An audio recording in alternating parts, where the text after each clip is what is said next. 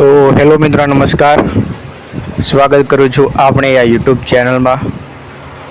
તો પ્રાથમિક માધ્યમિક શિક્ષણ સહાય યોજના અને જેની પરીક્ષા 28/4/2024ના રોજ યોજવાની છે. તો આ પરીક્ષા પહેલાં તમને થોડીક એડવાઇસ આપવા માગું છું, કેટલીક સૂચનાઓ છે તે, અને પરીક્ષા આપવા જતાં પહેલાં તમારે કઈ કઈ બાબતોનું ધ્યાન રાખવાનું છે તે, અને અમુક જે પ્રશ્નો છે તે તમામ પ્રશ્નોનું તમને આજે સોલ્યુશન આપવાનો છું.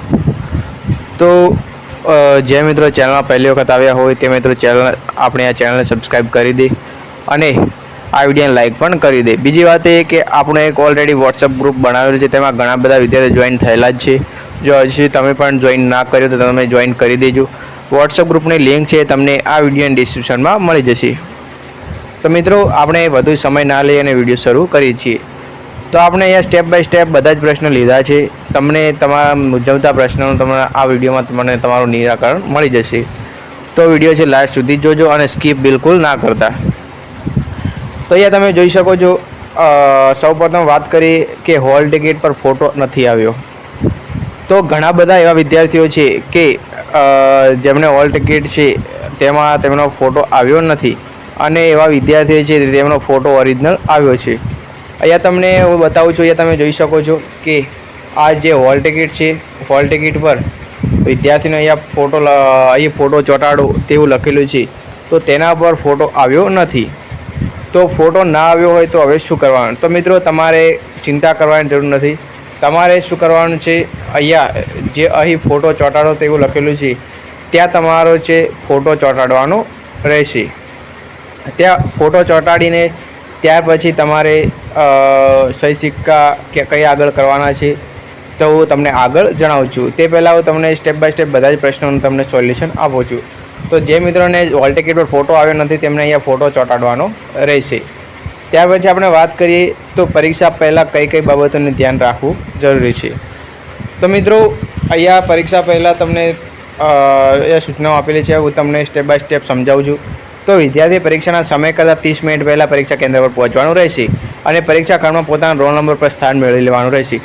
તો વિદ્યાર્થીને જ્યાં પણ સેન્ટર આવ્યું હોય ત્યાં તેને 30 મિનિટ, તમારે વધુમાં વધુ એક કલાક પહેલાં પહોંચી રહેવાનું રહેશે. કારણ કે અમુક વિદ્યાર્થીઓને સેન્ટર દૂર આવ્યું હોય તો તેમને ત્યાં મોડું પણ થઈ શકે, એટલા માટે તમારે 1 કલાક વહેલા પહોંચી જવાનું રહેશે. ત્યાર પછી મિત્રો, બીજા નંબરમાં લખેલું છે કે વિદ્યાર્થીને પોતાની પાસે મોબાઈલ ફોન, કેલ્ક્યુલેટર, ગાણિતિક ટેબલ કે અન્ય વિચારણી યંત્રો બિનઅધિકૃત સાહિત્ય પરીક્ષા ખંડમાં સાથે લાવવું નહીં.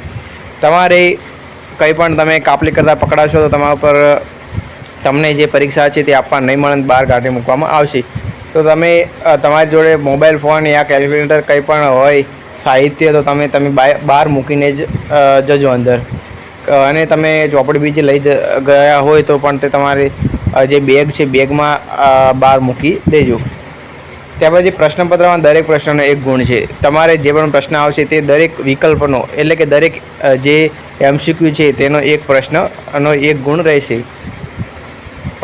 જે પ્રવેશપત્રમાં આપેલ સીટ નંબર OMR પર લખો. તમારો જે પ્રવેશપત્ર પર જે સીટ નંબર આપેલો છે, અહીંયા તમને સીટ નંબર જોવા મળે છે, જે પહેલાં જ લખેલો છે સીટ નંબર, તે તમારે OMR સીટ આવશે તેના પર તમારો લખવાનો રહેશે.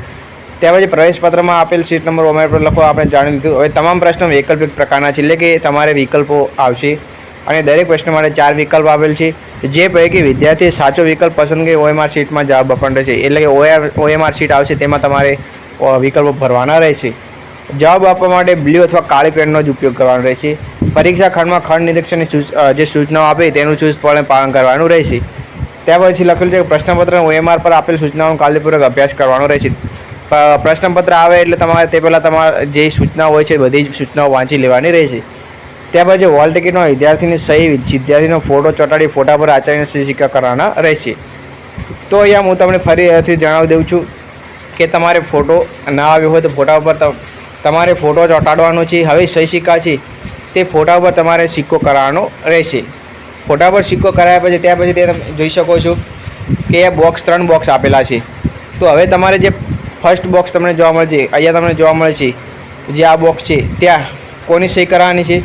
તો તમે જે પરીક્ષા સેન્ટરમાં જાઓ છો ત્યાં જઈને તમારે જે ખંડ નિરીક્ષક હશે જે તમારા સુપરવાઇઝર હશે તે સહી અહીંયા કરશે. જે પહેલા નંબરનું બોક્સ છે તે.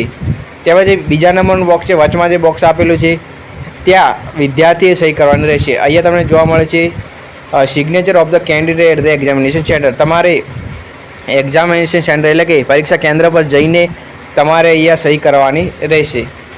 ત્યાર પછી signature of the head of the school with office seal. હવે અહીંયા તમારે ત્રીજા નંબર બોક્સ પર જે સ્કૂલનો આચાર્ય છે ત્યાં અહીંયા સહી સિક્કા કરશે.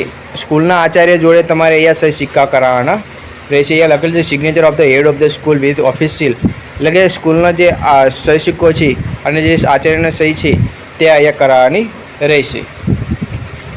બીજી વાત એ કે તમારું સેન્ટર અહીંયા તમને જોવા મળે છે. તમારું જે સેન્ટર છે તે અહીંયા નામ લખેલું છે, તે સેન્ટરનું અહીંયા નામ તમને જોવા મળે છે. તો તમે તમારું સેન્ટર પણ તમે શોધી લેજો. ત્યાર પછી પરીક્ષાની વાત કરીએ તો પરીક્ષા છે તેની તારીખ છે 28/4/2024 અને જે એક્ઝામ ટાઈમ છે તે 10 AM થી 1 PM, એટલે કે 10 વાગ્યાથી તમારું પેપર ચાલુ થશે અને 1 વાગ્યા સુધી પેપર ચાલુ રહેશે. હવે મિત્રો ખાસ વાત કે કયા વિદ્યાર્થીઓને પરીક્ષા આપવા નહીં મળે. તો મિત્રો એવા વિદ્યાર્થીઓ કે મેં તમને આગળ જણાવ્યું એમ કે જેઓ હોલ ટિકિટ લઈ નહીં જાય, જેમની જોડે હોલ ટિકિટ નહીં હોય તો તેવા વિદ્યાર્થીઓને પરીક્ષા આપવા નહીં મળે. અને જે વિદ્યાર્થી અહીંયા ફોટો ચોંટાડેલો નહીં હોય તેમજ ફોટા ઉપર સહી સિક્કા નહીં હોય અને અહીંયા જે શાળાના સહી સિક્કા નહીં હોય, તેમજ જે વિદ્યાર્થીઓ જે મોબાઈલ ફોન છે તે અને કંઈ પણ વીજાણુ અંદર પરીક્ષા કેન્દ્રમાં લઈ જાય છે અને જો પકડાય છે તો તેને પરીક્ષા આપવા નહીં મળે.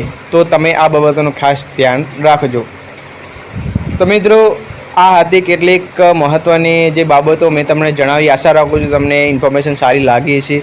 જો તમને વિડીયો ગમે વિડીયોને લાઇક કરી દેજો, આગળ શેર પણ કરજો અને આવી નવી માહિતી માટે ચેનલ સબસ્ક્રાઈબ પણ કરી